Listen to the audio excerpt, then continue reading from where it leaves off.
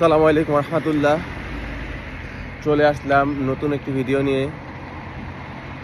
তো আজকের টপিক হচ্ছে যারা নতুন ইতালিতে আসবেন তারা তাদের কি করণীয় আর কিভাবে আসলে তাদের সুবিধা হবে, এটাই। আর তার সাথে বলে নিই, বর্তমানে শীতের দিন। তো যারা এই শীতের দিন যেহেতু আসতে চান, অবশ্যই আপনারা সাথে করে জ্যাকেট আনবেন, ভারী জ্যাকেট, ভালো মানের জ্যাকেট।